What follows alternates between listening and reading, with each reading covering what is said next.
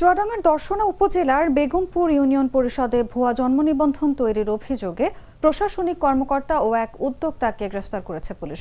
শনিবার সকালে ইউনিয়ন পরিষদে অভিযান চালিয়ে তাদের আটক করা হয়। গ্রেফতারকৃতরা হলেন প্রশাসনিক কর্মকর্তা মোহাম্মদ রায়হান মাহমুদ এবং উদ্যোক্তা মোহাম্মদ আরিফুল ইসলাম। জানা গেছে, তারা দীর্ঘদিন ধরে দেশের বিভিন্ন জেলার নাগরিকদের বেগমপুর ইউনিয়নের বাসিন্দা দেখিয়ে ভুয়া জন্ম নিবন্ধন সনদ প্রদান করছিলেন। মৌলভীবাজার, কুমিল্লা, কক্সবাজার সহ বিভিন্ন জেলার লোকজনকে প্রয়োজনীয় কাগজপত্র ছাড়াই ডিজিটাল জন্ম নিবন্ধন দেওয়া হতো। গত 7 মে এক অজ্ঞাত ব্যক্তি উপজেলা নির্বাহী কর্মকর্তার নম্বরে অভিযোগ করলে তদন্ত শুরু হয়। তদন্তে সহকারী কমিশনার নিশ্চিত হন, যাদের নামে জন্ম নিবন্ধন করা হয়েছে তারা কেউই ওই ইউনিয়নের বাসিন্দা নন।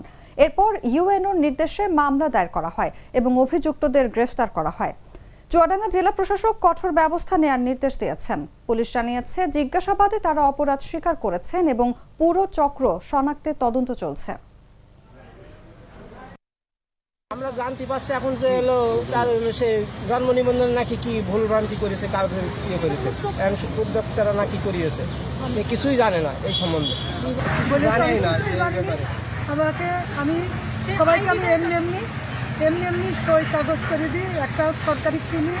তারপরে উদ্যোক্তারা এসে আমাকে কদিন আগে বলেছে, আপনি এভাবে সই করে জানেন আমাদের ইনকামটা হচ্ছে না, আমরা 150 টাকা করে নিয়ে একটা আয় করি স্যার। বেগমপুর ইউনিয়ন পরিষদের প্রশাসনিক কর্মকর্তা ও উদ্যোক্তার বিরুদ্ধে ডিজিটাল জন্ম সনদ জালিয়াতির সুনির্দিষ্ট প্রমাণ পেয়ে সদর উপজেলা নির্বাহী অফিসার মহোদয় তাদেরকে জিজ্ঞাসাবাদ শেষে আমাদের কাছে হস্তান্তর করে এবং লিখিতভাবে তার প্রতিনিধির মাধ্যমে থানায় এজাহার দায়ের করে। মামলা রুজু প্রক্রিয়াধীন রয়েছে।